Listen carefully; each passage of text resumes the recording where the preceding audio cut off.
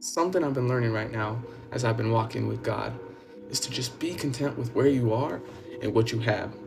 Because sometimes as Christians, we can rush God's timing and we can rush his blessings and try to put it at a spot right now where maybe he doesn't want it yet.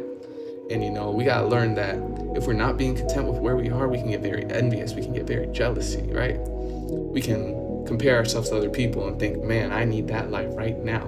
But maybe God doesn't want you there yet. And he's just making you wait right now because his timing is perfect, and his timing is perfect. And he'll show you what you need when you need it in that timing. And a quick example of where we can see contentment in the Bible that I learned from church today earlier is in Genesis chapter 13, where it talks about Abram and Lot separating from each other. And Abraham allowed Lot to choose for himself first where he wanted to go. And Lot chose most of the Jordan and all the plain. And Abraham was just left with the land of Canaan.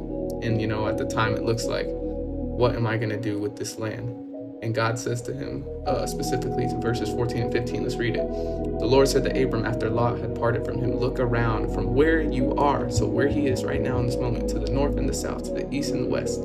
All the land that you will see right now, he doesn't see in the moment, but in due time, he's going to see through future generations, as we can see through the other books of the laws, that you see I will give you and your offspring forever. But the main daily bread I wanted to read with you guys today comes out of Philippians chapter 4, verses 11 through 13, which talks about Paul and how he's able to be content with the little he has or the much he has. So let's read it right now. Philippians 11 through 13. Not that I was ever in need, for I have learned how to be content with whatever I have.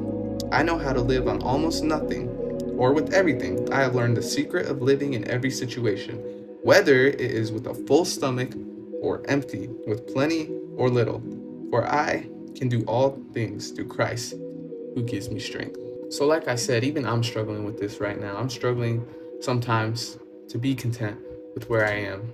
And sometimes God puts us in these situations so that we can learn to be content, so that we can celebrate every little thing we have. Like, I may not be where my dream plan is right now. I have a lot of dream plans, and I may not be in those seasons or those eras right now, but I gotta just be grateful for what I have. So even for today, maybe you're not in the season you want to be right now. Maybe you're not in that Garden of Eden perfect lifestyle that you think you can vision perfectly.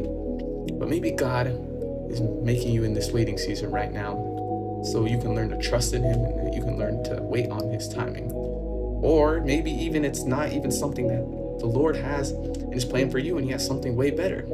That's why it's just important to be content with what we have right now, because ultimately God knows better than our hearts and what we know. So yeah, just all in all to say, be content with what you have, be grateful for where you are at right now, and just trust in God for the future timing and focus on today's battles, and tomorrow will have its own troubles. All right? I love you guys. Jesus loves you way more. God bless.